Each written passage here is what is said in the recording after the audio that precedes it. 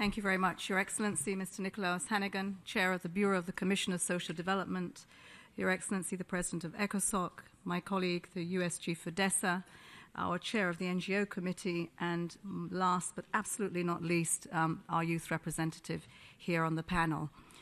Excellencies, ladies and gentlemen, I'm really pleased to participate at the 56th session of the Commission for Social Development. The theme this year's gathering, Strategies for Eradicating Poverty to Achieve Sustainable Development for All. This is particularly timely as we seek transformative actions to achieve the implementation of the 2030 Agenda. The new agenda builds on progress since the World Summit for Social Development in 1995 and on achievements under the Millennium Development Goals, still the unfinished business of the United Nations.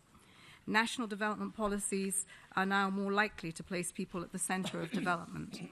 We've achieved impressive reductions in extreme poverty and major improvements in providing access to schooling and health care, and promoting empowerment of women, youth, persons with disabilities, older persons, and indigenous populations.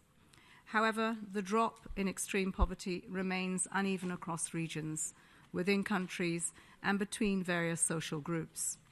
Furthermore, while more than 1 billion people have risen above the $1.90 a day line since 1990, millions have slid back into poverty annually because of the economic, environmental, health, or other shocks. Of particular concern are the persistently high levels of poverty and deprivation amongst women and children, indigenous groups, older persons, and those with disabilities. Unemployment and underemployment among the world's young people remains unacceptably high, and many are working in vulnerable jobs with low pay and poor conditions, making our youth even more vulnerable to the recruiting grounds of the new scourge of terrorism. Furthermore, inequality between and within countries remains exceptionally high and has worsened in some cases, particularly in our middle-income countries. This Commission has a key role to play in addressing these challenges. Ladies and gentlemen, the overarching objective of the 2030 Agenda to eradicate poverty in all its forms and dimensions requires that all countries promote the empowerment and participation of people living in poverty and vulnerable situations. We must also look to the root cause of poverty through a multidimensional and holistic approach. We must also work with context, country level and regional, dealing these days with conflicts, migration, climate change, and famine that know no borders.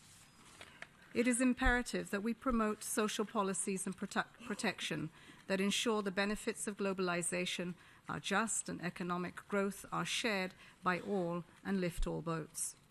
Safety nets will be crucial, as are measures to raise household incomes and promote decent work.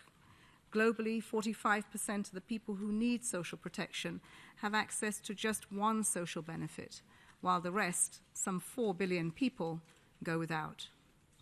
This is unacceptable and underscores the challenge we face in upholding our promise to leave no one behind.